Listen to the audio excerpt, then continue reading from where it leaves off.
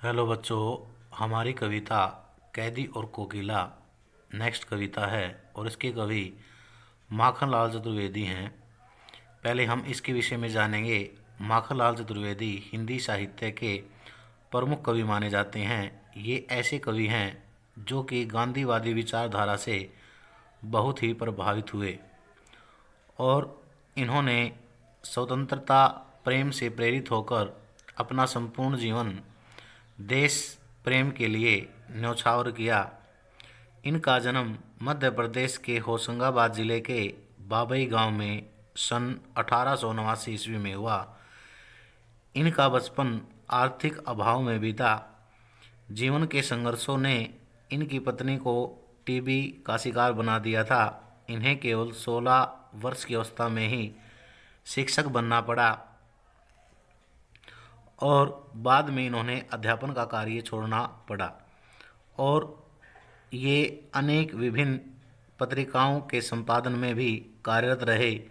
इनकी प्रमुख पत्रिका करमवीर और प्रताप मुख्य रही। करमवीर जो पत्रिका है उसमें हम इनकी राष्ट्रीय भावनाओं को देख सकते हैं। इस प्रकार से इनका संपूर्ण जीवन हिंदी साहित्य को समृद्ध करते हुए बीता। 1968 में इनका देहांत हो गया। इनकी प्रमुख रचनाएं जो कि निम्न प्रकार हैं: हिम किरीटनी, साहित्य देवता, हिम तरंगिणी, वेणु लो, गूंजे धरा, माता, युग चरण, मरण जवार आदि इनकी प्रमुख रचनाएं हैं। साहित्यिक विशेषताओं की बात करें तो ये ऐसे कवि हैं जो प्रगतिशील धारा से जुड़े हुए थे।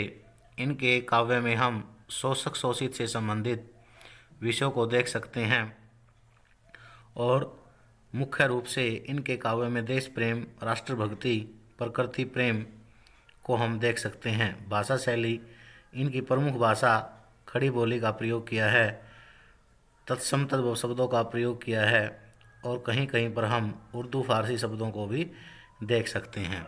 ये कवि के विषय में है।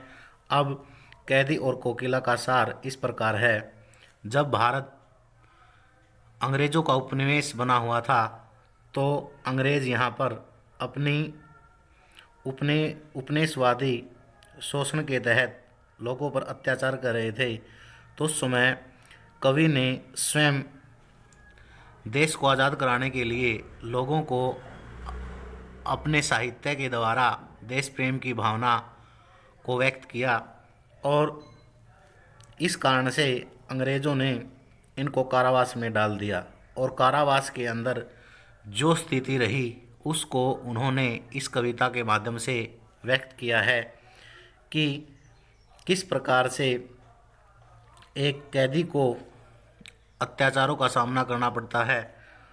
इन्होंने अपने विचारों को एक कोयल के माध्यम से व्यक्त किया है। कोयल को संबोधित करते हुए कवि कहता है कि कोयल, तुम तो बार बार अपनी मधुर आवाज़ से अपने संदेश देती हो, लेकिन मैं यहाँ कारावास में अपने संदेश किस तरह से व्यक्त क्यों करूं? यहाँ तो मैं जेल के अंदर चोरों, डाकू और बटमारों के बीच में तड़प रहा हूँ। तुम तो अपने आप में स्वतंत्र हो, लेकिन मैं यहाँ 10 फुट की कोठरी में कारावास में कैद हूँ और यहाँ पर मेरी टोपी भी काली है, जेल की सलाखें, दीवारें भी काली हैं और यहाँ जो पहरेदार हैं, सिपाही, उनकी आवाज़ मुझे एक प्रकार से सरपने की तरह लगती है। तो यहाँ पर कवि ने अपनी जेल के दौरान यातना का वर्णन किया है। इसको अच्छी प्रकार समझो, याद करो। धन्यवाद।